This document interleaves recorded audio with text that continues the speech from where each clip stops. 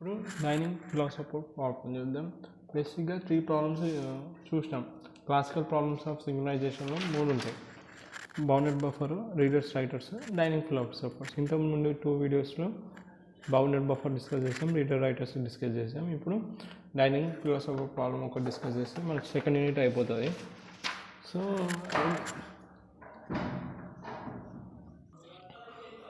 అయితే ఇప్పుడు ఏం చేస్తామంటే డైనింగ్ ఫిలాసఫర్ ప్రాబ్లం మాట్లాడుకుందాం. సారీ, ఇక్కడ ఏమవుతుందంటే 5 ఫిలాసఫర్స్ చూస్తారు ఒక రౌండ్ టేబుల్ దగ్గర. 5 ఫిలాసఫర్స్ చూస్తారు అన్నమాట. ఒక్క నిమిషం. ఫర్ సపోజ్ ఇది ఒకదే అనుకున్నాం, ఒక డైనింగ్ టేబుల్ అనుకున్నాం కాదు, అది నాకు తెలుసు. సో ఇక్కడ మనకి చుట్టూ ఇది ఒక డైనింగ్ టేబుల్ అయితే ఇక్కడ ఒకటి కూర్చోండు, ఇక్కడ ఒకటి కూర్చోండు. 1 2 3 4 5 మెంబర్స్ ఉన్నారు. ఈ 5 అందరూ ఫిలాసఫర్స్ అనమాట. ఇక్కడ P0 అనుకున్నాం. Philosopher 1, philosopher 2, philosopher 3, philosopher 4. మొత్తం 5 ఫిలాసఫర్లు ఉన్నారు. వీళ్ళు మిడిల్లో ఫుడ్ ఉందన్నమాట. మిడిల్లో ఫుడ్ ఉంది, ఇక్కడ మిడిల్లో ఫుడ్ ఉంది. తినాలి. వీళ్ళు తినాలంటే ఏం చేయాలి? చాప్ స్టిక్స్తో తినాలి. ఓకే, ఇక్కడ మనకి ఒక్కొక్కడు ఒక చాప్ స్టిక్ ఉంటుంది అనమాట. ఒక్కొక్క ఫిలాసఫర్ ఇప్పుడు ఈ దగ్గర ఒక చాప్ స్టిక్ ఉంటుంది, ఈ దగ్గర ఒక చాప్ స్టిక్ ఉంటుంది, ఈ దగ్గర ఒకటి, ఈ దగ్గర ఒకటి, ఇది ఒకటి. సో ఒక్కొక్క ఫిలాసఫర్ దగ్గర ఒక్కొక్క చాప్ స్టిక్కే ఉంది. సో ఒక దాన్ని తినాలంటే ఎన్ని, ఇప్పుడు ఒక నూడిల్స్ తినాలంటే ఒక చాప్ స్టిక్తో నిల్లేవు కదా, ఇలా ఉంటాయి కదా చాప్ స్టిక్స్, ఇలా ఉంటాయి కదా చాప్ స్టిక్స్. ఇంకా 2 చాప్ స్టిక్స్ ఉంటేనే తినచ్చు, రైట్? ఇట్లా నూడిల్స్ తింటారు చైనీస్. సో ఇప్పుడు ఈ ఫిలాసఫర్ ఆ మిడిల్ ఉన్న ఫుడ్ని తినాలంటే 2 చాప్ స్టిక్స్ కావాలి. కానీ వీడి దగ్గర ఏముంది?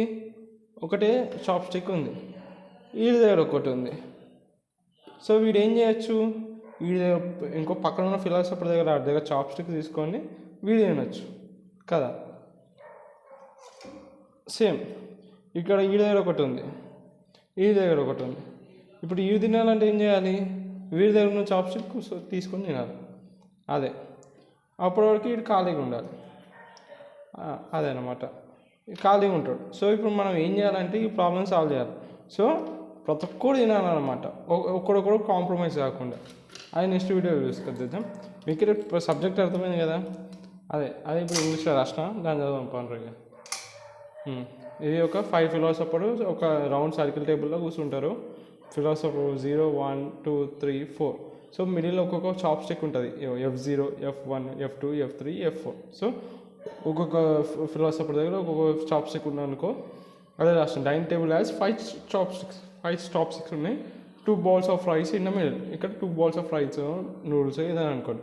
So philosopher either think, eat or think, వాడు తినచ్చు లేకపోతే ఆలోచించవచ్చు. So when philosopher wants to eat he uses 2 chopsticks. ఇప్పుడు ఫిలాసఫర్ తినాలనుకుంటే వాడు 2 చాప్స్టిక్స్ యూజ్ చేయాలి. So when he wants to think he keeps down the both. ఒక సపోజ్ P1 అనేటువంటి తినాలనుకుంటున్నాడు, ఈ చాప్స్టిక్ F0, F1 2 చాప్స్టిక్స్ తీసుకొని తింటాడు. అప్పుడు P1, P4 ఈ పక్కన ఉన్నారు, బిసైడ్స్ ఉన్నారు, అడ్జసెంట్స్ ఉన్న వీళ్ళిద్దరూ ఆలోచిస్తారు. ఫిలాసఫర్స్ ఏం చేస్తారు? ఆలోచిస్తారు కదా. అదే సో ఎప్పుడైతే వాడు ఆలోచించాలనుకుంటే వాడు చాప్స్టిక్ కింద పెట్టేస్తాడు. కింద పెట్టేసి వాడుకుంటే వాడుకుంటారు, నేను ఆలోచించుకుంటాను ఆలోచిస్తాడు అనమాట. అదనమాట చాప్స్టిక్ పట్టుకొని ఏం ఆలోచించాలి. అదే రాష్ట్రం. ఇప్పుడు అర్థమైనా ఇంకోసారి చెప్తారు చూడండి. ఒక రౌండింగ్ టేబుల్ ఉన్నాయి, అక్కడ 5 ఫిలాసఫర్ ఉన్నారు. మన దగ్గర టేబుల్ పైన 5 చాప్స్టిక్స్ ఉన్నాయి.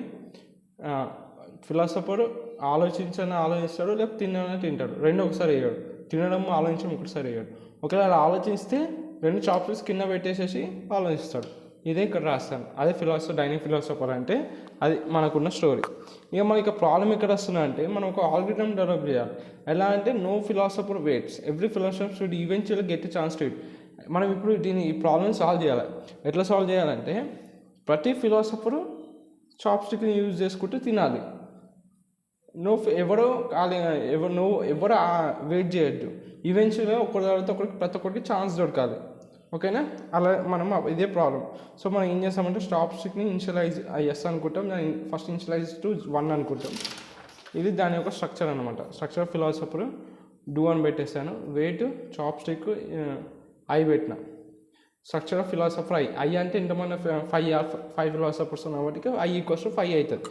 సో డూ వెయిట్ ఆపరేషన్ చేస్తున్నా, దేనిపైన చాప్ స్టిక్ I పైన చేసిన తర్వాత wait chopstick I + 1 modulus 5.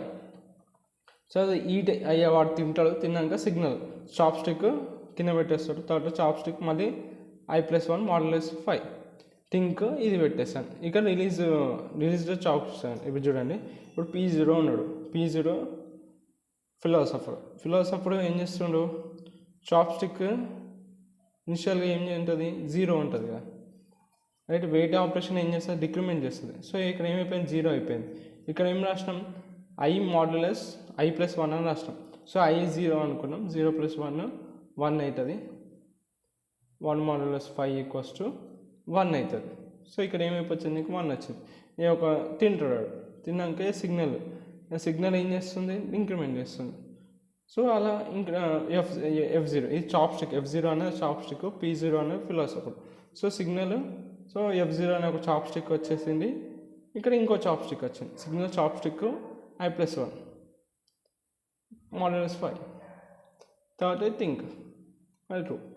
ఇక్కడ ఏమవుతుందంటే డెడ్ లాక్ రైజ్ అవుతున్నాను అనమాట. డెడ్ లాక్ తెలిసి రిసోర్సెస్ తక్కువ ఉన్నాయి, ఒకటే రిసోర్స్ ఉంది, నువ్వు నేను వాడు పక్కన అందరూ ఆ రిసోర్సెసే కావాలి. ఇప్పుడు సపోజ్ ఇదే చూసుకొని చెప్తా, ఇదే కదా P0 P1 P2 P3 P4. ఇప్పుడు ఒకటి P0కి దగ్గర ఏముంది, ఆల్రెడీ ఒకటి ఉంది రైట్, ఒక చాప్ స్టిక్ ఉంది, ఇంకో చాప్ స్టిక్ కావాలి. చాప్ స్టిక్ ఎవరు వాడుతాడు, P1 అనేటోడు వాడుతాడు, వాడు వల్ల పెడితేనే వీడు తినగలుగుతాడు. సేమ్ P1 దగ్గర ఏముంది, ఆల్రెడీ ఒక చాప్ స్టిక్ ఉంది, ఇంకో చాప్ స్టిక్ కావాలి, అది ఎవరి దగ్గర ఉంది, P2 వాడి దగ్గర ఉంది. P2 వాడు రిలీజ్ చేస్తేనే P1 తినచ్చు. సో P2 దగ్గర ఒక చాప్ స్టిక్ ఉంది, అది ఎప్పుడు తినచ్చు, వాడు ఫుడ్ తినాలంటే ఎవరు రిలీజ్ చేయాలా, P3 దగ్గర వాళ్ళు ఇంకో చాప్ స్టిక్ ఉంది కదా, అది రిలీజ్. ఎందుకంటే ఒక ఫిలాసఫర్ తినడానికి 2 చాప్ స్టిక్స్ కావాలి కాబట్టి. సో P3 అనేటోడు తినాలంటే వాళ్ళు ఒకటి ఉంది కాబట్టి ఇంకొక చాప్ స్టిక్, ఆ చాప్ స్టిక్ ఎవరి దగ్గర ఉంది, P4 దగ్గర ఉంది, వాడు రిలీజ్ చేస్తే తినచ్చు. P4 దగ్గర వాళ్ళు ఒకటి ఉంది కాబట్టి ఇంకోటి కావాలి. సో వాడు ఎప్పుడు తినగలుగుతాడు, పక్కనోడు P0 పక్కనోడు రిలీజ్ చేస్తే తినచ్చు. దీన్నే డెడ్ లాక్ అంటారు. డెడ్ లాక్ అనేది దీన్నే డెడ్ లాక్ స్టేట్ అంటారు. సో అందరు ఒకటే షేర్డ్ రిసోర్సెస్ని వాడుతున్నారు. సో అది ఇంకా మళ్ళీ ఆ షేర్డ్ రిసోర్స్ని ఒకరికి అవసరం ఉందిరా ఇరా అంటే ఎవరి రిసోర్స్ వాడట్లేదు. సో దాన్నే డెడ్ లాక్ స్టేట్ అంటారు.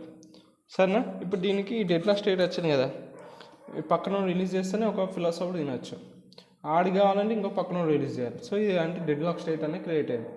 ఇక్కడ ఎవరు రిలీజ్ చేస్తలేడు, ఎవరి దగ్గర అందరి దగ్గర రిసోర్సెస్ లేవు, ఇంకొక రిసోర్స్ కావాలి అంటే ఒక చాప్ స్టిక్ కావాలి. ఇది ఒక డెడ్ లాక్ స్టేట్ అనేది రైజ్ అయింది. అర్థమవుతుందా? ఇప్పుడు ఈ డెడ్ లాక్ స్టేట్ని ఎలా సాల్వ్ చేయగలుగుతాం, అసలు సొల్యూషన్ ఏంటిది డైనింగ్ ఫిలాసఫర్కి నెక్స్ట్ వీడియో.